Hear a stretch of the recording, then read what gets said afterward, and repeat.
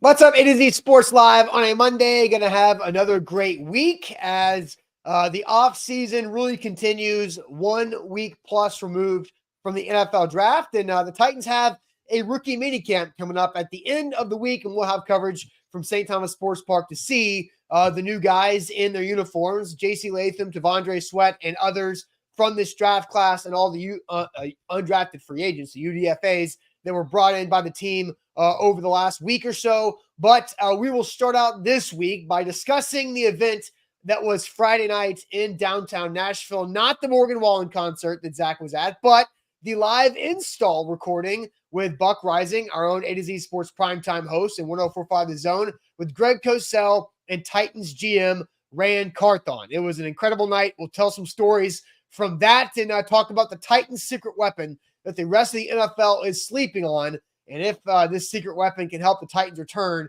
as playoff contenders. So, Zach, welcome in. Hope you did have a good time at that concert. I know you were looking forward to that for a while with tickets bought months and months in advance. And then also we'll get into the age game that is our Monday Indo Show topic. We'll see if I can get on the leaderboard.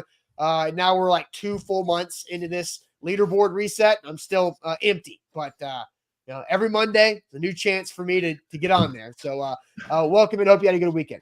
Yeah, today we've got an obscure age game. Perfect. An oldie, but a goodie. Actually, I don't even know you would say he was a goodie. Got it. Okay.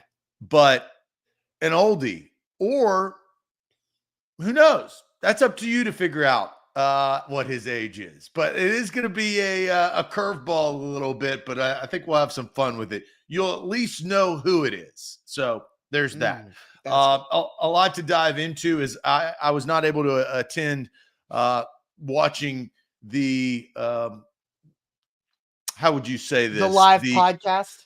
I was going to say the cooking show that Rand put on, the Emeril Lagasse, beat Bobby Flay taping. Yeah. I wasn't there, but am intrigued, and I'm sure the chat is too, to hear some of the insights on that as you guys attended that. Looked like a very good crowd. So we will get to all of that. We are broadcasting live on 3 different platforms, including Facebook, YouTube, and Twitch. Get locked in right there. We will tweet out segment by segment, link by link on our Twitter handle at A to Z Sports. So follow us at ATOZ Sports on Twitter.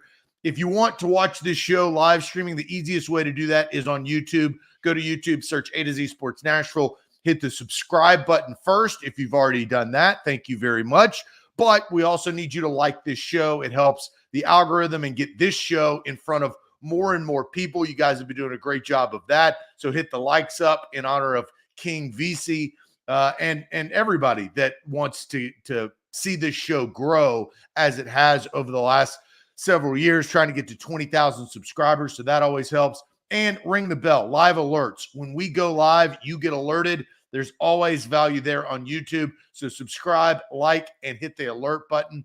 Facebook, what's going on? Facebookers, bottom left corner of your screen. Share, not a public. Sharing is caring, and caring is sharing. As we say on this show, share the show around. We need to pop up in your Facebook friends newsfeed. So on a Monday, got a lot to get to. Let's get this party started. Yep, we'll soon officially welcome in the A to Z Sports, powered as always by the BetMGM app of Austin Stanley. He is Zach Bingham, and we are Nashville's on-demand sports talk network, going live weekday mornings at 8 Central Time on Facebook, YouTube, and Twitch. Link to the show segment by segment on our Twitter X timeline. Also hit us up on Instagram, TikTok, and Threads for more great Titans content. Got to thank our sponsors. They make it happen for us, and they help out all of you. Like Wilson County Hyundai, make them a part of your new car buying process in Lebanon or online, wilsoncountyhyundai.com. The Bone and Joint Institute, boneandjointtn.org, the region's destination for comprehensive orthopedic and sports medicine care. And Farm Bureau Health Plans. Get better with Farm Bureau Health Plans. Get a quote with our link today at fbhp.com/ATOZ. So this past Friday night was a pretty happening night in Nashville, as you're about to see a lot of Nashville's summer muscles be flexed with concerts, other live events. Friday night, you had Morgan Wallen, night 2. Zach, you were in attendance there, which looked like a lot of people sold. Was it sold out 3 consecutive nights? Because sure as hell seems like everybody I'm Facebook friends with went at least one of the 3 nights. But it seemed like it was a big time. probably paid too much money for those tickets, but damn, there was not a seat available. Like not a seat available. And that's pretty impressive. That's why you can charge so much for those tickets. Yeah, that's but right. Pretty impressive of the sellouts on a consistent basis. And, Friday was buzzing because of the Preds game.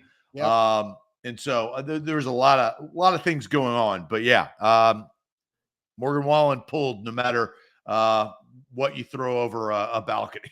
Yeah, I'm sure everybody bought their tickets before that. But anyway, so then you did have the Preds game on Friday night where they lose the series, but that Preds game created a secondary ticket market for Buck's live install event with Greg Cosell and Titans GM Rand Carthon, because some people had to go to the Preds game, which created that secondary market. But it was a sold out crowd at the Analog in the Hutton Hotel in downtown, and 300, I believe, people in there, which was about 100 people more than last year at the first event when Buck did this with Greg Cosell. And I do know there will be a third year of this, as talked to Buck afterwards. And this is a great event. So if I saw several of you guys at the event Friday night, and if you have not had a chance to go the last couple of years, it's definitely an event worth taking. I'll say, how about this, Zach? I'm wearing this shirt this morning for a reason, because there was a guy at the event that was wearing this shirt. And talked to him a little bit, and he talked to our guy, Travis May, our college football manager. How about this story, Zach? Did he get 40% off? I don't know, but I'll tell you. That would have been the first question I will tell you. Because we don't do that to everyone. No. That is a unique thing, and that would have really kind of picked him out of a group if he would have bought that 40% off. How about this story, though? Our guy wearing this shirt is a charter pilot from West Virginia.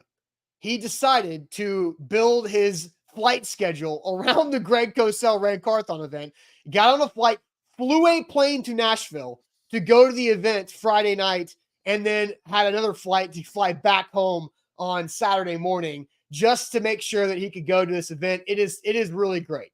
It is phenomenal, as you saw. You see right there on the graphic, you see Chef Rand, Robert Walsh, 1045 The Zone, and A to Z primetime producer, hid that chef hat under Rand's chair. And so when he brought up for Q&As, it was right there. And Rand wore that hat the rest of this time he was there. So it was a great event. But now diving into the actual football side of this. And I did know that the YouTube will be available from that 2.5, almost 3 hour night on Friday night with Rand Carthon, Greg Cosell, and Buck.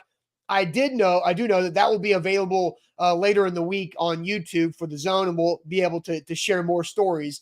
But I truly believe, Zach, that Rand Carthon is a secret weapon for the Tennessee Titans. And it's not necessarily about his football acumen. It's not necessarily about, what he is as a brand name as a NFL general manager. Because I think, and I'll just ask you this off the top. Our reaction when Rand Carthon won the job as the Titans general manager to be the guy to follow the fired John Robinson was kind of like, okay. I mean, we don't really know much about this guy. He was the number 3 guy in San Francisco behind John Lynch and Adam Peters, who is now in Washington as the GM. But Rand was kind of an known name. Well, they all are. So, to be clear on general manager searches, those are guys that, and especially the trend over the last 5 to let's say 7 years, is guys working their way up, scouting departments, getting analyst jobs within the franchise. Whatever they're doing, they start to climb that ladder. So the mainstream, not really familiar with a ton of the candidates. Now, you may know Monty Ossenfort, who is now general manager of the Arizona Cardinals, that's gotten a lot of play because the trades, right, over the last 2 years that he's been in power. We knew of him just because of maybe some of the interview process. But when general managers get hired, that's really about the interview. It is about the ownership group, and sometimes the head coach is hired, sometimes the head coach is not hired based on where they are in their franchise. But it's about what you bring to the table within. We had heard and known about Brian Callahan based on his daddy and also based on, his success with Joe Burrow over the last several seasons as offensive coordinator of the Cincinnati Bengals under Zach Taylor. So Rand, I'm not saying that we didn't know anything about him, but you usually don't. Yeah, but there was very little known about him. It was more like we knew who Adam Peters was, right? Because he was a name getting general manager interviews for a couple of years behind John Lynch as the number 2 guy in San Fran. But the number 3 guy in San Fran, that was something that nobody really knew of. And so, I think we've all seen Rand over the last year and a half. And I told a buddy came with me to the Buck event, and I told him before we got down there, I was like, you're going to watch Rand, and he is going to own that room tonight. And he was absolutely phenomenal all night at the event with Buck and the install with Greg Cosell. And some people are asking, well, was it a charity event? Yes, it was a charity event for LLS, Leukemia and Lymphoma Society. Our buddy Reed Besh, who was a LLS survivor, former employee of A to Z Sports, was there and to tell his story, and they were able to raise a bunch of money for LLS. And so, but Rand Carthon owns the room, and he does this by creating instant relationships to make other people feel super comfortable the first interaction that he has. And as the stories were told throughout Friday evening about how Rand selected this player in the draft, how this free agent acquisition went down, or how this trade went down, you start to truly see how Rand, everybody has the Kevin Bacon game, right? Where you 6 separations of Kevin Bacon, you can probably find a celebrity. Rand Carthon is very similar to that he's got a phone number or a way to get in touch with anybody that he wants to. And I'm sure that's a thing with the NFL. It's a small circle of people, but the way that people view Rand and the relationships that he has, I think is impressive. And I wrote this down, Zach, in 3 categories of stories from Rand about his relationships. The first category is the relationships that Rand has with this current Titans roster that I feel like is a little bit different from the GMs that I've covered and you've covered of the past, because we've seen Rustin Webster be the GM of the Titans, and we've seen John Robinson be the GM of the Titans. But I don't really remember a bunch of stories of those previous GMs having this type of relationship with guys on the roster. There was a lot of separation between front office and locker room, which is needed to an extent. But we've heard these stories of Amani Hooker texting Rand about wanting to wear the green dot when Rand brought it up about Cedric Gray on a Saturday draft press conference. We see and hear the story of Jeffrey Simmons texting Rand immediately after Devondre Sweat was drafted by the Titans, saying, "Thank you. Give me his number. I want to put this guy to work, Rand." And Rand told us on Friday night that he called Tajay Spears the moments before they were going to draft his Tulane roommate, Jaquan Jackson, in the 6th round. Tajay didn't answer, because Rand didn't realize that Tajay was at the draft party for Jaquan Jackson, and all of a sudden Tajay's on the other line with Jaquan Jackson. And you see all these different type of relationships. It's truly genuine from what this roster is and what Rand is trying to build here. So that's one category. The other category is relationships with both the front offices and assistant coaches around the NFL because of Rand's lineage to get to become an NFL general manager, to where he was in the scouting department. He was an assistant coach in some areas, but he worked with both assistant coaches and front office members in all these different organizations that he's worked with: the Atlanta Falcons, the St. Louis and LA Rams, and the San Francisco 49ers. Therese touched so many different people over the course of that 15 plus years it took him to get to that point. And the fact that he was an undrafted free agent player at a running back position, played under Peyton Manning in Indianapolis for a couple of years, it just really shows of his relationships with the coaches and front office members across the league. But Zach, the best story that I thought was told Friday night was going all the way back to 2 summers ago when the Titans were trying to get DeAndre Hopkins' services in free agency, late in free agency. And this is when DeAndre Hopkins was working out in Arizona in the summer with Calvin Ridley and Deebo Samuel. And Rand's told the story about how those guys were watching Calvin Ridley and saying, "I want to take something out of his bag of tricks." But Deebo Samuel texted Rand and said, "I'm going to get D-Hop for you." So you have Deebo Samuel with the San Francisco 49ers openly and aggressively recruiting DeAndre Hopkins to go play for Rand Carthon in Tennessee. And I thought that was pretty interesting because I don't necessarily know if a player like Debo's caliber would do that for the third guy in the front office at the organization he was at. Recruiting DeAndre Hopkins for Rand Carthon, a part of the recruitment, right? Vrabel had the relationship. Derrick Henry had the relationship. There's a lot of ties with Tim Kelly, with the Titans and DeAndre Hopkins. But I think Debo Samuel doing that recruiting for Rand Carthon truly shows me like Rand knows people and people know Rand, and they respect Rand to a different type of level that I've seen a Titans GM really have across the entire NFL.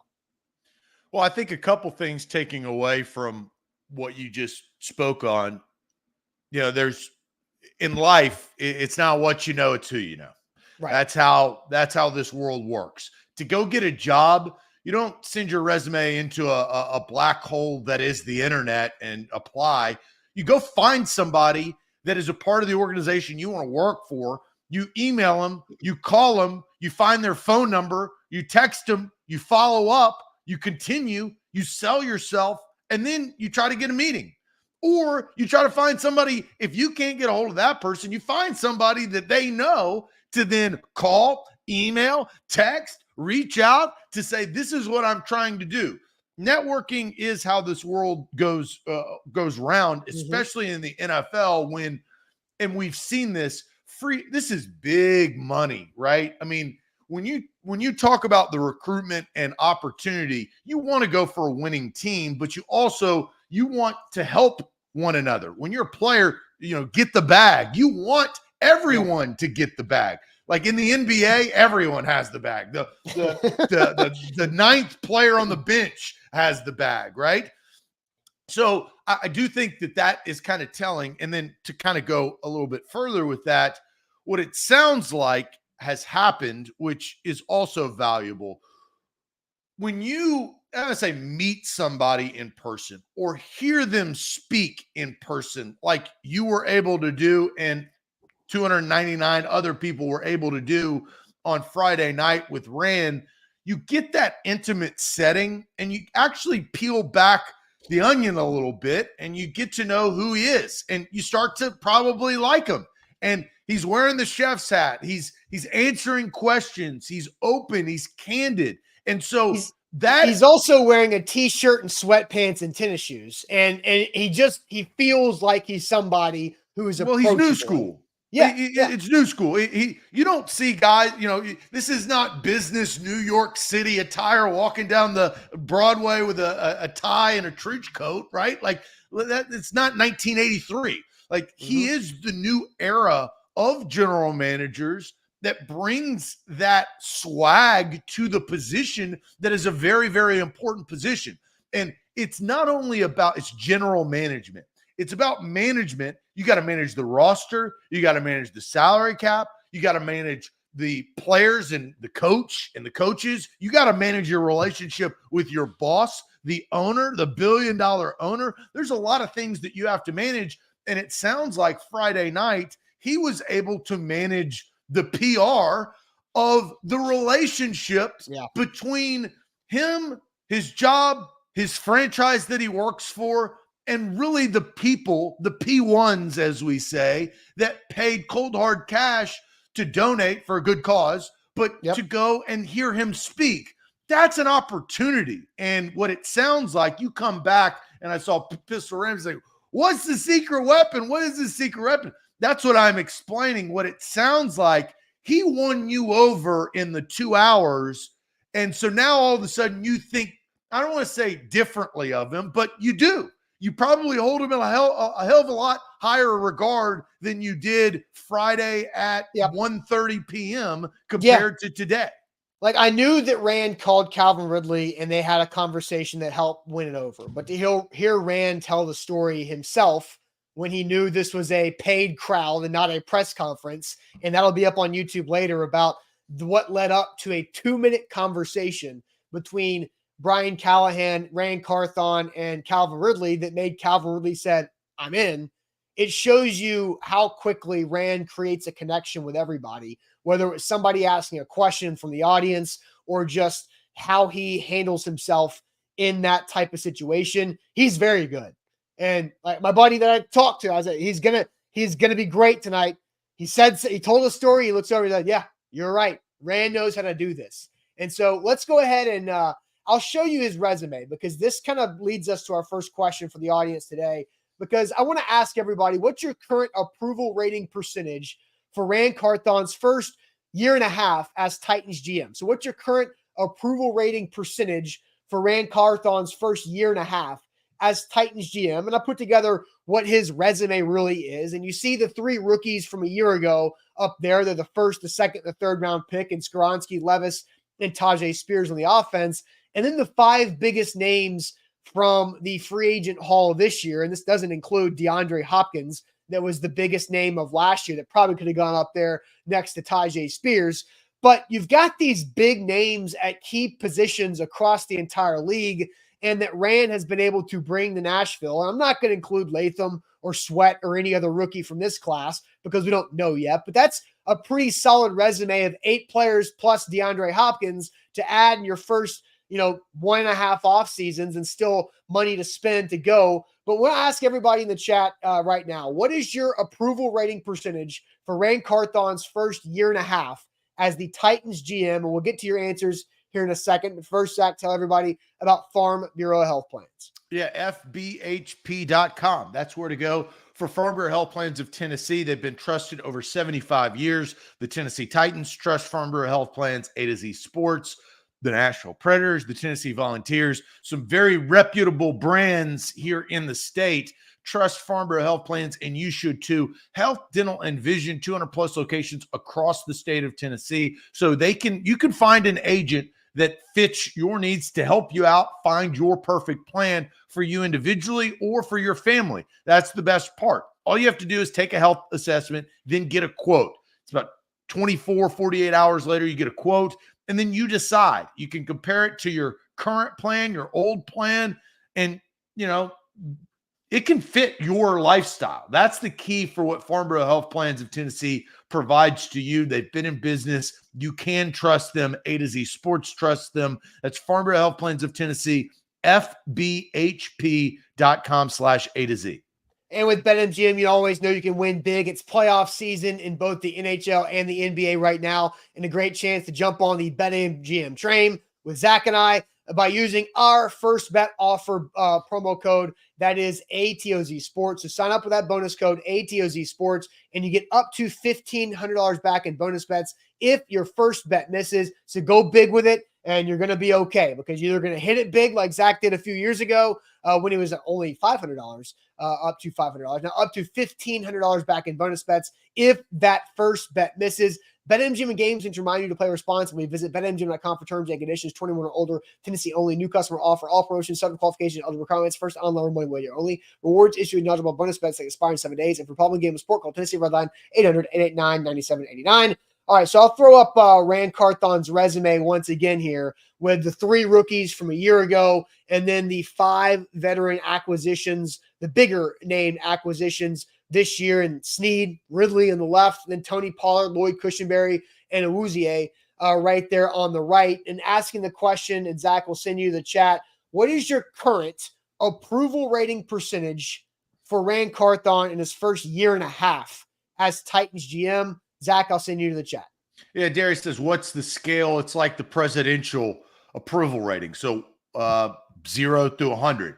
I do think Rand's got a better opportunity as an approval rating than the actual approval rating of our current. But I'm not going to get into politics. Let's move on. That's not what we're trying to do. You're having a conversation with yourself. Darius asked a very valuable question, and that's what we're comparing this to, is the presidential approval rating. So 0 to 100, you pick. Corey's going 100, 79.6 from Troy, 99.99999 from Eric. Maven says 90%. Titans Kyle 91. So some big time numbers. Major Keys says 100. Curtis C says 80%. Josh 80%. Manny goes 95%. IR says 70%. James Welsh goes 100. Rashid goes 100. Jason goes 100. 83 from Brandon. Ali says 100. LAC says 85. 7-ish, so we'll round that to 70%. Liked free agents, but did not like his draft from Randy. So that's honest right there. Devin says 85%. Darius, who asked the question now, is going with 90%. 88 from Hill, 90 from Raz. Don goes 90. Ed, 85. 75 from Billy. 90 from Ashley. 100% from Linwood. John goes 90, 70 from Alex, 66.6 from Steve Jones.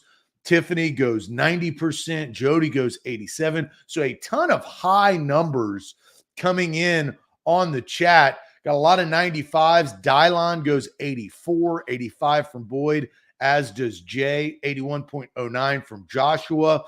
Seeing a lot of 80s, 90s, and then 100s, which is wild. Now, I will say, this very young, right? Yeah. I mean, they haven't won a lot of games under Rand Carthon, but there's been a lot of change and there's been a lot of money to spend, right? He hasn't spent all the money and then had to pay quarterbacks like John Robinson did with Ryan Tannehill, which that eats up a lot of your cap, which then, prevents you from signing all of the guys that have been signed just in the last, several months. They spent a lot of money. So not surprised that in a short term with a lot of change, a lot of money to spend, that Rand has a high percentage. But then it goes to Austin. I think what you experienced is there's likability within that approval rating. Yep, for sure. There's what have you done like on paper? And do you like the actual person that is in power?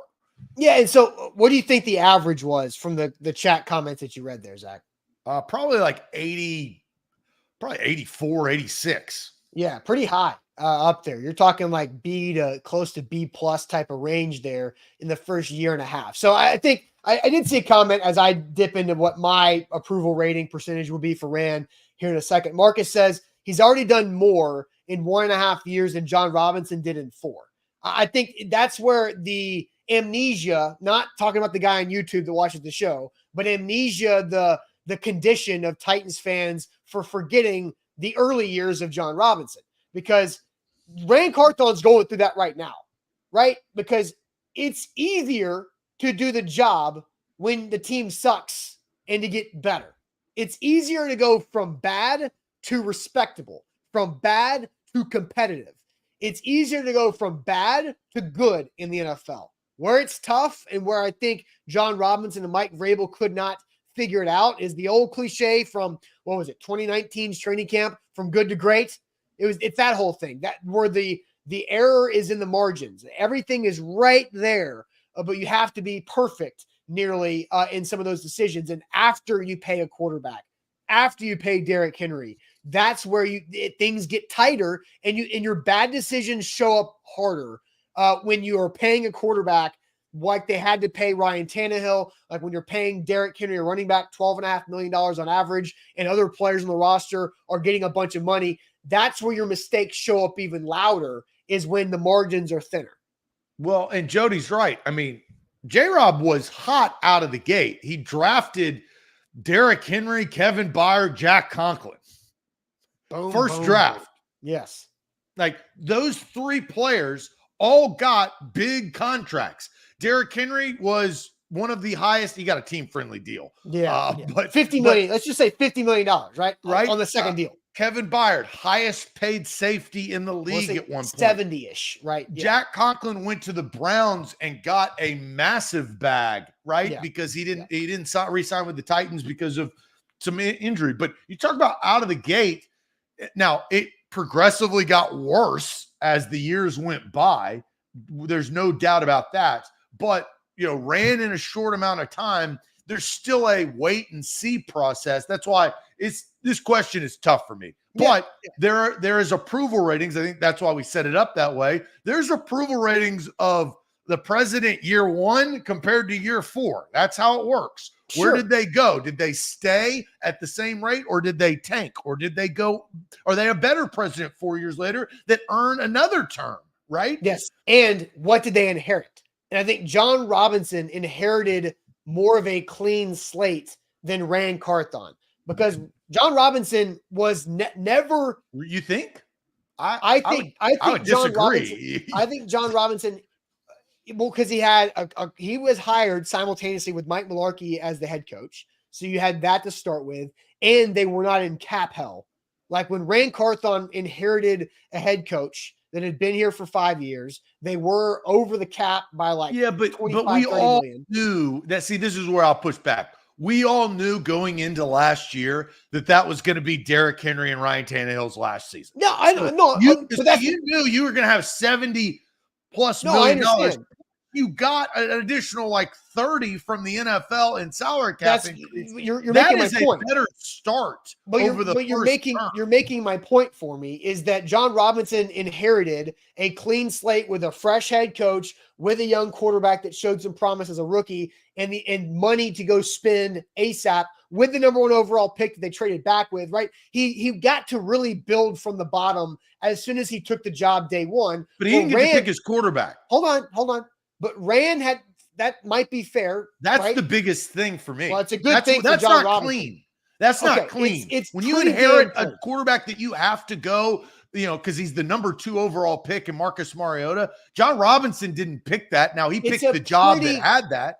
That's not clean though. But John Robinson had an ability to start off that job with resources and assets to build from, where Rand Carthon had to tear some things down first. There's no arguing that.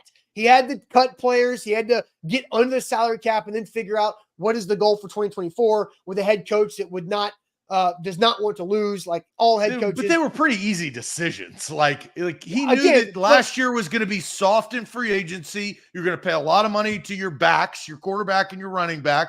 They were going to be gone after the year, along with a lot of other people. My point is that year had to happen, is that they had to have a full year of a reset where John Robinson did not. That's what I'm saying Rand's was cleaner. I disagree because he had to go through. Pick his QB. I get that point there, but he had to break it down for a year to then build it back up, where John Robinson didn't have the year of breakdown. It was a start from scratch type of year for John Robinson because of what they had going in the offseason. Anyway, my approval rating percentage right now for Rand Carthon, I'm not going to go as high as some of you guys, but I'm at 75% because I think Rand has truly built a foundation pretty quickly. And I think going back to that Monday morning conversation, the week of free agency starting, of how aggressive will they be? And I did not expect them to be that aggressive. And Zach, you did. And I think they even were more aggressive than you even thought they would be. But the ability to prove that he can do the job in the first year, that Amy Adams Strunk would say, okay, Rand, go be as aggressive as you want. Because he had to build that trust from the person paying the dollars to these players in the first year, a tumultuous first year where there was some type of rift between the head coach, ownership, and other leadership in the organization, where Rand had to survive that, earn the trust from the ownership to be able to go pull the triggers and pull the strings like he did this past offseason. So my approval rating for Rand thus far, 75%. So that's where I'm at right now. I do want to get to yours, and we've got chat and comments to roll in here. We're going through the approval rating percentage for Rand Carthon in his first year and a half on the job as Titans general manager. But first, we are less than a week away from Mother's Day. And Mother's Day is something you cannot mess up. And it's so easy to not mess up by going to momentspeace.com/mom. That's a Moments Peace salon and day spa. They will help you win Mother's Day for that mom in your life, whether it's your actual mom, your grandmother, your stepmom, your spouse, your girlfriend, fiance, whoever it is in life. Aunt, they're your mom, and they need to be proven and shown that they're special on Mother's Day. And a momentspeace.com/mom can do that for you. All it takes is a little gift card. It goes a long way, whether it's a mani-pedi combo, a massage, facial, the salon for hair, whatever that treatment might be. A momentspeace.com/mom has you covered. Get an e-gift card, a physical gift card. It's located in Cool Springs, right off of Carruthers. It's a great place to go. I'm about due for a couples massage with my wife soon. So a momentspeace.com/mom to guarantee a win on Mother's Day. Yeah, get the bag right here. A Moment's Peace. This is what you want. This is what you're striving for. You're also striving to win a little bit of cash. Oh man, I'm going to do some mini shade right now because Uh-oh. this really pissed me off yesterday. I'll be honest. The NBA commissioner, Adam Silver, has done consistently approval rating very high, I think, overall. Probably maybe some international relations have brought his approval rating down. But what are we doing? We have one game yesterday. Granted, it's game 7, but it's at noon. Like after noon, I don't know what to do with my hands. After the Magic fail and blow the lead to the Cavs, there's nothing to do. There's nothing on television. I don't want to watch F1. I don't know who any of those guys are. I got college baseball that I'm streaming. There's nothing. So that I will shade there, but you can get on the action because we're back to now a little bit better of a cycle with the next round of the NBA playoffs. Download the BetMGM app today. Bonus code ATOZ Sports. They are the king of the sports books. All right. So my approval rating percentage for Rand Carthon, 75% as of right now through a year and a half, 2 off seasons. Well, not quite 2 full off seasons, but knowing that they were not a good football team, 6-11 a year ago. Mike Vrabel fired, Brian Callahan taken over. So Zach, I'll toss it to you. What is your current approval rating percentage for Titans GM Rand Carthon? I'm probably at 70%. The 5% may have been from the Friday night that you just attended, right? That may have earned him 5 more percent because he's likable, he's personable, he's relatable, he's gone. And now I also sit there and with a little grain of salt, he's had a cleaner slate, in my opinion. He came in, he knew exactly what the situation was. The coach, and we had a couple of comments with Raz, Vrabel could never. He's relatable. He's not an a-hole from Curtis, which is what I think the fans feel and see about Rand, which has value there. And I think there's still more to be desired. I like the aggressiveness, as I said at the beginning of free agency, and he came in there and did the job. He is going to be known, just like presidents, you're known for what you do when pressure is applied, when wars are created, or international, relationships are broken or bonded. Economy, how is our economy through the process of the 4 years? Has that been? Are you a diplomat where you can speak and pronounce words and go up and do an hour-long session Q&A, right? That is fans shooting from the hip. So I think he's earned some of that trust. I definitely think the fans are a lot higher than you and I. I mean, 75, if the average was 86, you're at 75, I'm at 70.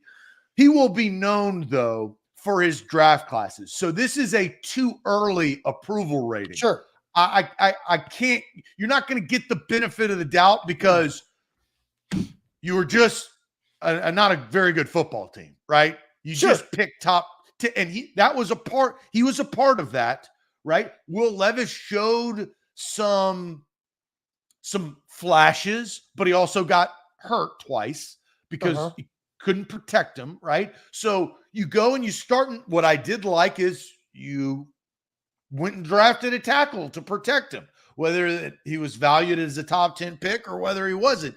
You went and drafted a tackle. So 70, I think, is fair, and that's what I'm trying to be with my approval rating, because there's 30% of unknown that we truly can't judge him off of. And here's the other part of that 30%, Austin.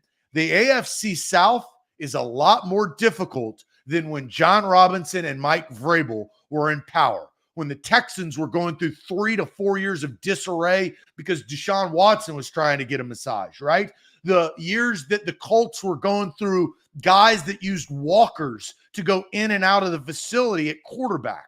The Jacksonville Jaguars drafting number 1 overall Trevor Lawrence and having to groom him over the years or prior when they were really, really bad. So the benefit that Mike Vrabel, and this is why I think it's so disappointing, is that that division, the easiest way to make the playoffs is to win your division. They had the easiest stretch of like 4 or 5 years when they were in power, when they were a playoff team, and they didn't do anything with it. The number 1 seed didn't do anything with it. They got to an AFC championship game and lost, but they never got close to that mountain again. I don't think you can say they didn't do anything with it, because we have to remember they hadn't won a division since 2008. But look at that's what my point is. Look at the state of the division. I know, I understand. Like, I think you can say they didn't do enough with it. They missed an opportunity, but I don't think you can say they didn't do anything with it. That's fair. They made it to the AFC Championship game. They won the division that was easy to win. So I will correct myself. I will take back and retract the statement of anything. They didn't do enough with it, because that was theirs for the taking. We started with good to great. They never got to great, and they didn't even like great. I mean, even losing in the Super Bowl is still I don't know how you would classify great, right? You got to win the Super Bowl to be great. That was what they were trying to do. And the division was the easiest it's ever been. So now approval, Rand is not in that situation. He has his quarterback with his offensive linemen, 2 first-round picks, with his wide receivers, with his defense that he's creating, with his, and let's call it like it is, his offensive-minded head coach. Mm-hmm. All of these things track to a good formula. I got 30% left to see what he's going to do with it. Well, I think, the approval rating aspect of things, every president has their, first 100 days. Like, what are you doing in your first 100 days, right? I think Rand Carthon's first year and a half is you're seeing the reset button be hit and a rebuild being done quickly, because there was a problem. Like, John Robinson got fired for a reason. He made roster mistakes up and down the last couple of years that he was the GM. Mike Vrabel was in there. The rest of the league was doing something else that Mike Vrabel wanted to do. So you had the reset button of Brian Callahan being the offensive coordinator / head coach and going in that new era. So now you've got Levis, right? And now you have that reset button opportunity. And I think, the resume that he's got that I'll throw up here again, I think these 8 players plus Latham so that's 9. And even if you throw DeAndre Hopkins as 10, of those 10 Rand Carthon acquisitions, so these 8 plus Latham and D-Hop is truly what's going to define the next 18 months of Titans football. Because Jeffrey Simmons was already here, right? You had a couple of nice pieces that were already here that you like. But those guys, those are Rand Carthon's first 10.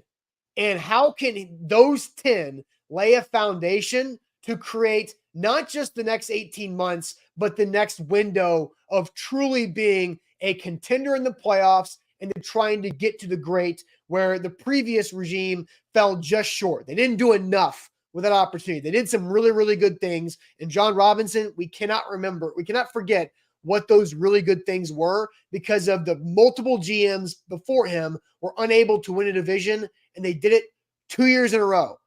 After going to the AFC title game with a target on their backs, with a different type of style, they're able to get there. But those 10 players are who Rand Carthon is going to be judged on, because that's a lot of high draft capital in those 10 players and a lot of big time free agency money in those 10 players that you risk on. Those guys got to hit. And I think overall, you have to feel a lot more confident than not about all of them.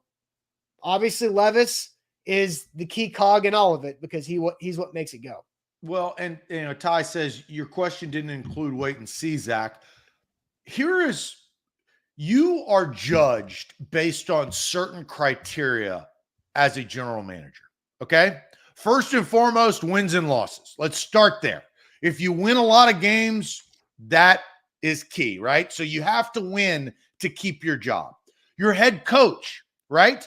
Who your head coach is, I think you are judged, especially in Rand's situation. He was a part of the hiring of Brian Callahan and whoever the next head coach is, if there is, or if Brian Callahan turns into Bill Belichick, great, right? That's best case scenario. You're also judged on your quarterback. Well, he picked Will Levis. We all know that you're and John Robinson didn't pick Marcus Mariota, but John Robinson did pick Ryan Tannehill. He traded for him, and that worked out for a period of time. I don't think that you can say that it didn't. It didn't get to the great level, but it got to the good level. That wasn't enough. You're also judged on your first-round picks, right? That's another part of your criteria. That's where John Robinson has failed. Now, what will Peter Skoronski and J.C. Latham to start out? I think Rand has, I'll give him a little credit there. You had an offensive line issue, right? When you entered, we knew that from the years past and even last year when you were allowing sacks like a barn door being wide the F open. You've changed that. You've spent 2 high first-round picks on offensive linemen. I do think that saves you and kicks a can a little bit down the road. Not saying we shouldn't judge those picks, but you judge them differently than a Corey Davis that is a top 5 pick because he's a highlight wide receiver skill player, right? So he'll start to draft skill players. What corner are you going to draft in the first line? Is it going to be a Caleb Farley or is it going to be, a Lattimore? Like what type of corner are you going to draft? So I think those are, and then I think the 5th criteria is something that John Robinson also got burned with that we'll find out what Rand Carthon did, which is trades.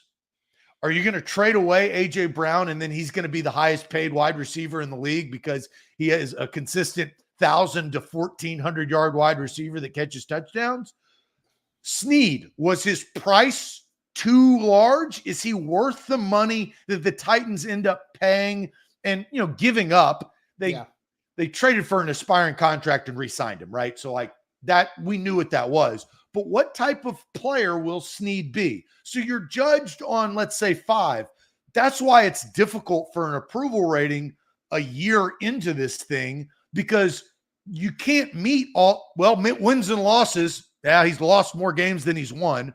Quarterback, injured twice. Yeah. Questionable, right? But exciting. First round picks, offensive linemen. I'll actually give them credit for that because I think that's what they needed. I don't mind those picks. Trade Snead. He hadn't played a snap for the Titans yet, right? And head coach Brian Callahan hasn't coached a game at the NFL level. So there's nuance to this. I think it's a valid, an okay question for now, but that's why I'm not as high than 70%. No, this is a checkpoint type conversation here. We're a year and a half in. The second draft is over, and it's a checkpoint. I haven't even seen, none of the Titans media have seen Brian Callahan on a practice field in person besides Jim Wyatt. Does he know when to throw the challenge flag? Yeah, right. So does he waste 2 timeouts early in the third quarter? So I'll tell you things that stood out from what Rand Carthon said about Brian Callahan and Will Levis from Friday night at the install with Buck Rising, Greg Cosell, and Titans GM Rand Carthon. But first, telling all you guys about the Bone and Joint Institute, wherever that's where you should go whenever that injury pops up in life. It always is inconvenient. I've got something I'm dealing with right now, and I'm going to see the Bone and Joint Institute next week. Booked an appointment with the boneandjointtn.org. Clicked the make an appointment button, clicked the dates that I needed, clicked that it was a knee issue, and then boom, they sorted the knee specialist and brought up their calendars that fit my calendar. It was easy enough to book an appointment right there with a knee expert at the Bone and Joint Institute. You can do the same thing whenever that injury pops up in life. Don't let it wait. Don't let it linger too long because they can help you get it right, whether you need surgery. Hopefully you don't. If you don't, other ways to deal with it with an at-home rehab or using their great resources across Williamson County, either at their home campus right there in Franklin off of I-65 and Highway 96, or their other facilities across the county in Williamson County. And check them out online at boneandjointtn.org. It is esports powered by BetMGM. Download the BetMGM app today in your Apple or Android app store. Use the bonus code ATOZ Sports. That's ATOZ SPORTS. All one word, no spaces. When you put in your bonus code for new users, up to $1,500 back in bonus bets if your first bet misses for new users. So you got to be a new user. You use that bonus code. That is when that thing goes into effect. It's huge. when you use that bonus code. That's ATOZ Sports. Download the BetMGM app today. All right, make sure you hit that like button, please. We need more likes on the show. King VC came in here with a super chat, says, lock in, like the show. That is all. So what Rand Carthon said Friday night at the install live with Buck and Greg Cosell, he started off about Brian Callahan, saying that Brian Callahan was the biggest acquisition they made this offseason, in an offseason of spending a bunch of money and signing and trading for a bunch of players and drafting a class of 7. But the fact Brian Callahan, from my early, and this is a different topic in a way, Brian Callahan has a lot of similar traits of Rand Carthon that I've talked about this morning, of being a secret weapon, having different connections, being able to relate to people on an instant level like that. And I think when Brian Callahan was able to put a coaching staff together, that is what Rand Carthon has talked several times about, have Brian Callahan and his ability to connect people that can help everybody else with a really solid staff. And I think with Vrabel, you started to see the staff break down. What would have happened if Arthur Smith had remained the offensive coordinator and you didn't have to go through some bad play calling tendencies? What would have happened if Dean Pease remained the defensive coordinator and you didn't have the awful defense of 2020 where they let up the most third down conversions in the history of the NFL, right? So you saw some things break down with Vrabel's staff over time. To that's where Vrabel, the defensive-minded head coach, has got to pick up the slack, right? That didn't happen. When your guy Pease leaves, that's your side of the football, right? So that's when you've got to lean in harder, because that's what you are offering to the football team. Just like Brian Callahan, defenses may black now. I don't know. I mean, we'll find out. But the offense sure as hell can't, right? And I'll actually give the love to the show to Adrian, because I think this is correct. The last half of it, and I don't know why this was said or what reference, but the first part is Amy wanted a modern team. It was about time for Adam Strunk, the owner of the Tennessee Titans, to change the game and create a modern organization. Team in a greater level. A modern front office in Rand Carthon. We talked about that at the beginning of the show. A modern style of coaching, which is offensive minded, which you haven't had over the last several seasons, that you don't have to do what you just mentioned, Austin, and replace a very important side of the football. A modern quarterback, a young quarterback that can go throw deep. We've seen Will Levis do that. Athleticism, can scramble around. A dual combo back. Now, I'll go until I see otherwise, I still think Tony Pollard will be the first starting running back when we get there, and we'll find that out. But you've got a 1-2 punch. That's more of the modern team compared to Derrick Henry is a bell cow back. We're going to run him as hard as we're going to run him. So Amy did get a modernized version of this franchise to go along with her modernized stadium that is being built here in a couple of years. So it's all kind of coming together. Now, we just got to wait and see. There's a lot of wait and see with this because there's a lot of newness to it. Sure. Yeah. And it's funny you bring up the Derrick Henry. A Titans fan asked Greg Cosell, like, what do you think? Were the Titans right to just let Derrick Henry walk like that? And Greg Cosell just leaned into his microphone and just goes, yes. And just step back. He explained further. But yeah, a lot of that. I saw Bork had a comment that Rand is sneaky into analytics. You're seeing an analytical department being built out from the ground up ever since Rand Carthon entered as GM. So the thing that was said about Will Levis from Rand that I really took away from, and Zach, we talk about the NFL a lot, and why the NFL truly is great is because of the word hope. Fan bases have hope in the NFL going into each year because of how it's set up. Not like college football where the richer just get richer. And so hope is what Will Levis brought to this Titans team in the middle of last season. And that's a point that Rand brought up of you see the fire, the ability, the rawness that Levis plays with the intensity and the care for winning and how he goes about his daily job and how he comes locked in to every time he's in the building. Will Levis gave everybody on that roster and everybody in that building hope. And now what does that look like going into a season where he's the number one guy at the position, where he was the third quarterback until he was the starter, right? And so that hope is going to be something to monitor because it all hinges on Levis's shoulders. That number 8, it's all up to him. And Rand can either look like a genius or he can be looking for another quarterback sooner rather than later if Will Levis can't pull it through this upcoming season. Maybe we could do this topic tomorrow, because while you were just saying that, a light bulb came on in my head of, I think, what the most important thing of this upcoming season is. And look, we're in May, so yeah, we got a lot of time. Yeah, but I mean, I think it aligns. I mean, Will Levis has to be good. The offense has to be good. Brian Callahan has to be good. Austin, here's something that and I mentioned it a little bit of what we don't know about Brian Callahan. How is he in in-game situations? Right. That there's a learning curve when the bullets are flying in NFL football. Do you get the play in time? Do you call the timeout? We saw some flubs early on in Mike Vrabel's tenure. Hell, we saw it in New York Giants week 1. You remember that? That cost them yards for a game-winning field goal that was missed.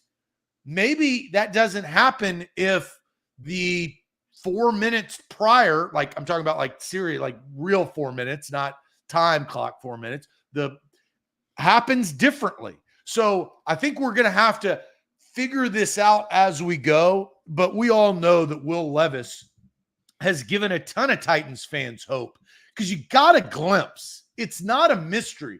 You know who the mystery, who's going through this entire offseason of mystery? Who's that? The Indianapolis Colts. They didn't even get a taste. Like, they got maybe like a remnant or a smell. It's like you walk into a coffee shop, you get the smell of the coffee. You don't get to drink the coffee, okay? You're not getting the espresso. You're not getting the latte. You're not getting the cappuccino. You're not tasting any of it. You just smell the roast. At least the Titans got a little sip. And I think that goes into the hope that this season and Will Levis of the future for the franchise kind of brings the fan base, which is much needed. Yeah, a couple super chats to get to and a couple other comments too about Friday night. Brandon says an older political reference. You don't have to be smart. Just surround yourself with smart people. So I think he'll know when to use a challenge flag, time, etc. Talk about Brian Callahan from his being so fresh on the job as a head coach. Juan just says, had me at hello. I don't know what that's in reference to, but appreciate it, Juan. And then we do have a bet to settle here. Just Smash says, I can't DM you on Twitter for my hat. So here's the $5 for shipping. I'll add you to post, Zach. I told you so. From the top 10 draft pick of JC Latham. I have Just Smash's hat sitting over here in my office, ready to send that away just as soon as Just Smash and I can get that details there. Because I want it out of my office. It's cluttering up my bench right here. There you go. Well, you deserved it. Just yeah, absolutely. Shout out Dustin. And this is our guy that was wearing the A to Z gear on Friday night in the house at the Analog. Says it was great to meet you and Sam on Friday. Dustin, you as well. Appreciate you taking the efforts to get to Nashville. And then Karen says, hated that I missed Buck's event on Friday. Totaled my car en route and ended up in the hospital. Later said that she's okay.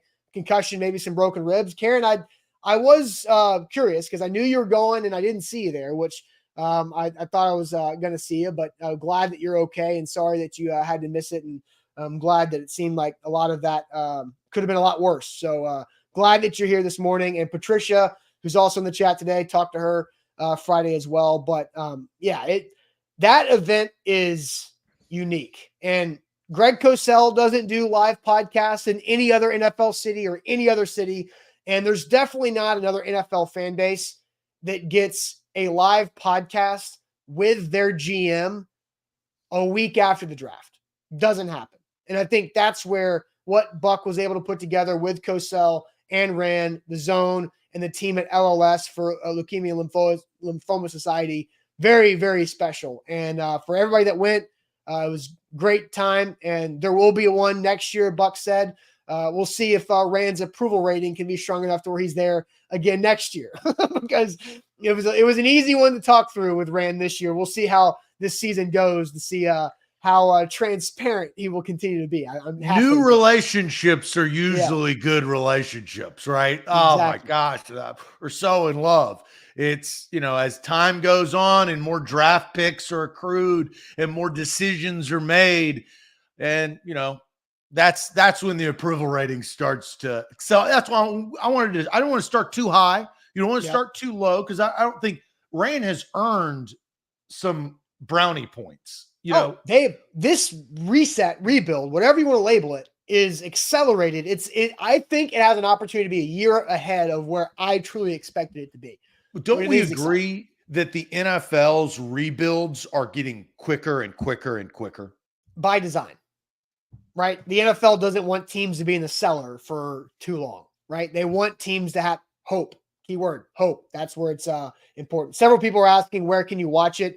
There will be the YouTube and podcast release, I believe, later this week for the first level of that. But that'll come. That's up to Buck and the Zone, not an A to Z property, but that's up to them. But there will be the video and podcast to be watched and listened to throughout this next few weeks as they slice that up. So, and Jerome says, a lymphoma survivor, 20 years this year. It's a big deal, Jerome. Congratulations on that. Very good, so, Zach, it is now that time. We end every Monday show with the age game. But first, quick shout out to our friends at Wilson County Hyundai. Make them a part of your new car buying process. Go see them in Lebanon or check them out online at wilsoncountyhyundai.com. The age game now, Zach, it is in your hands, and I have the chat hidden like I always do to wrap up these Mondays.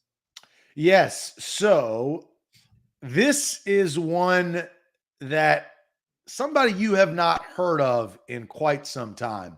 But last night, and, I'm kind of upset at myself because, I was complaining about the NBA and not having anything to watch after noon, literally after noon.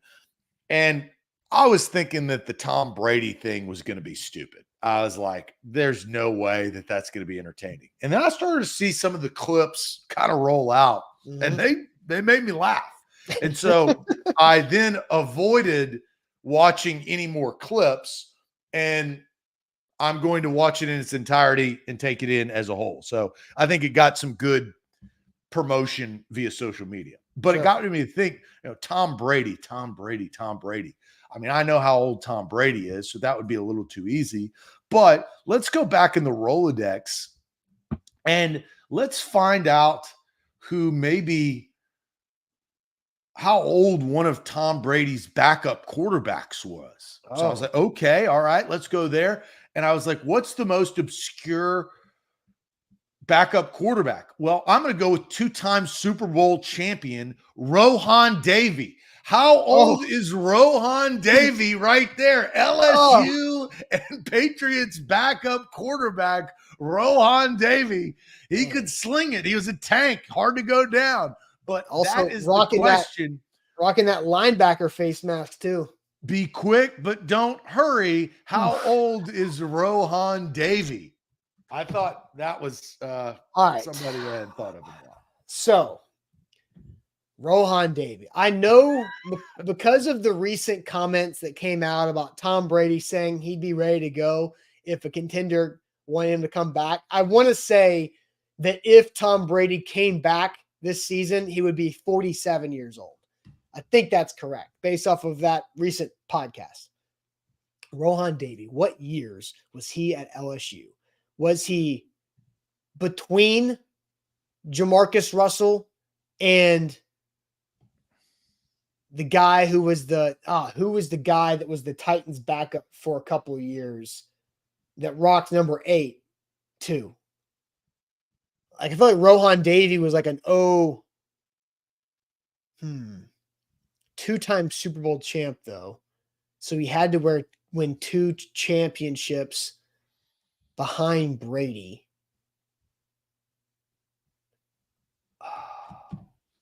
I think Rohan Davey was early 2000s.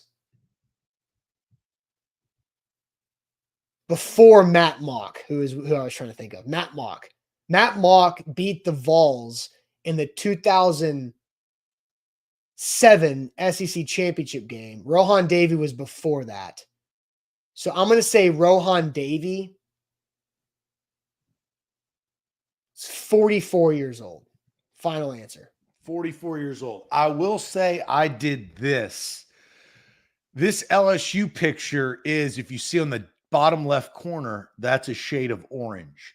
And so I cropped this picture so you could not see that player, because I figured you would probably know that player and maybe connect some. Because that way, if you show that picture again, I don't know if this is an SEC championship patch on his right chest or if that's like the all SEC thing that they used to give out the other day.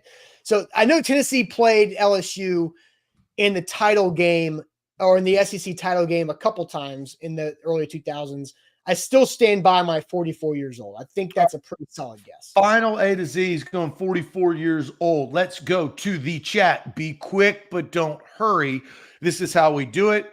It's organized in the software of who comes first. It's randomized of how, well, it's not randomized. It's actually based on chronological. Yes. Right. So sports fan is a sports fan at 47 years old, and he is too old.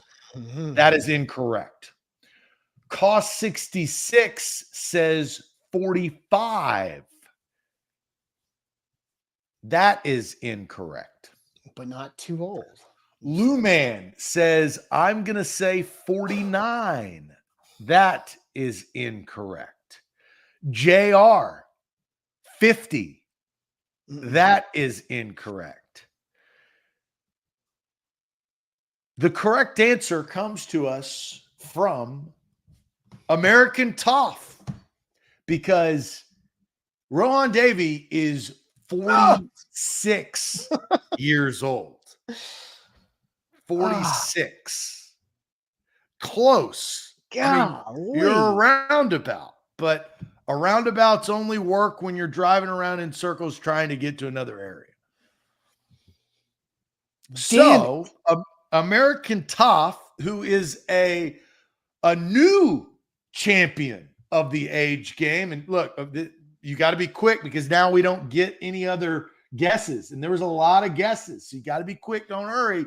But let's put American Toff up on the board as our champion. Yes. Yeah.